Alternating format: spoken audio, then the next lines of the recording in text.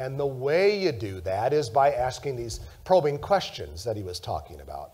You know, every Sunday night, Coach Slocum, like every other college football coach, sits down with a list of star high school players they are most targeting. And they go ahead and they call the names on that list every Sunday night. And Coach Slocum said too many coaches never get past the chit-chat stage, what he calls the chit-chat stage. The chit-chat is things like, hey, Johnny, it's Coach. How you doing? How's your mom? How's your dad? How's your girlfriend? Did you score any touchdowns Friday? Are you getting your homework done all right? Chit-chat stuff. According to Slocum, a lot of coaches never really got past that. They just did the chit-chat stuff, and that was pretty much about it. What he said is you got to go deeper and you got to probe. And as you are doing that, he suggests that you write down the answers you seek, not the questions you're going to ask. You know, a lot of people, if they're going to call a prospect, what do? I write down some questions I'm going to ask this person. What am I going to ask her? Big mistake. Write down the information or the answers you must have, and then you will ask whatever questions are necessary to get those answers. If you write the questions, you may be subconsciously locking yourself in to some sort of trap that you don't want to be. So ask only after you have written the answers you seek.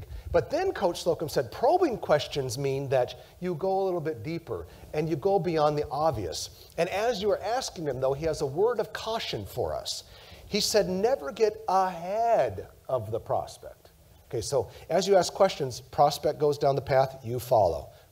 Prospect goes down the path, you follow. He said sometimes people mistake and they'll jump ahead of their prospect. And usually that happens when they get a little bit of a trigger. I've heard something. It reminds me of a situation that I had 6 years ago with a very similar client. I must say this. That's kind of what your brain thinks. Might not be time. He said there were 3 examples he gave me of times he got ahead of his prospects while asking probing questions. One time when he was very young as a football coach, he was recruiting a player who played high school football for Coach Slocum's best friend. So the kid's high school coach was friends with Coach Slocum. So of course Slocum says, oh man, your high school coach and I, we are best friends. We were roommates in college. We played together. I love that man. Had he asked enough probing questions, Slocum would have realized that the kid and the kid's father hated the high school coach, detested the guy, didn't like the way they were treated, didn't like the way he was coached, nothing about him. That did not end well for Coach Slocum. Another time he was recruiting a young man who had declared engineering as his major. So he starts talking about what a great engineering program A&M has, an engineering tradition. He brings the dean of the engineering college himself for a personal meeting. Had he asked enough probing questions, he would have realized that the only reason the kid had declared engineering was that his father forced him to do so. He hated the idea of engineering and frankly was intimidated by the discipline. A third case, he was recruiting a young man who lived very close to A&M's campus in College Station, Texas. He said to the guy, Johnny, you come play for us. You'll be so close to home, your girlfriend can see you every weekend.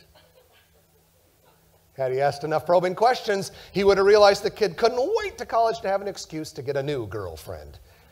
Don't ever get ahead of your prospects in the real estate world. Remember Coach Slocum's advice that you let them lead you down the path and follow them, keep nudging them, but don't ever get ahead of them. One other piece of advice that Slocum said to us that I think is so critical for people who sell for a living, and that is don't panic when you hear the word no. Don't panic when you hear the word no. Oh man, that's easier to say than do, isn't it? Especially when you've really invested. You know, someone may be buying a $2 million house or something like that. You're putting so much time into it. Coach Slocum remembered a time in which he was a young football salesman. He was working hard with this guy who was going to be a very talented receiver or tight end or something like that. And at one point in time, the player says to him, Coach, sorry to tell you this, but I'm not coming. I'm going somewhere else. Gave the name of a different school. And Coach Slocum said he was heartbroken. And his response was all wrong. It was like, Johnny, how could you? I worked so hard. We've got a good relationship going. How can you do this to me? You know how much I want you here. You know you would be a good success. I mean, how can you do this? I thought we were friends. He said that out of pain. but it was an absolutely horrific, awful, and utterly wrong thing to say. Because as soon as he did that, he drove a wedge between them and slammed the door shut, and it could never, ever be recovered.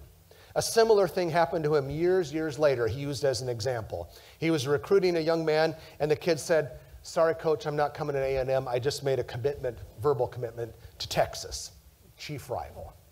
And you know what Slocum did in that situation? He said, "Man, I can understand what you're going through, and I could see why you'd want to do that. You got us college football coaches calling you every day. We're beating down your door. We're pulling you and pushing you and twisting you around, and I bet you're just sick of this process, aren't you?" Kid nodded, "Yeah." So I could see why you'd want to make a commitment and just get this thing over with. But I'll tell you what, I'm just going to stay in your life. I'm just going to stay in your life. I'm going to keep being here, keep talking to you, keep our friendship going. All the reasons why A&M's a good school for you will never go away. There's no pressure. I'm just going to stay in your life. And he did. And eventually the kid changed his mind, and he came to A&M, and he was a big success. So Coach Slocum, I think, has really good advice for those of us who sell. Probing questions, never get ahead of the prospect, and for God's sake, don't ever panic when you hear the word no.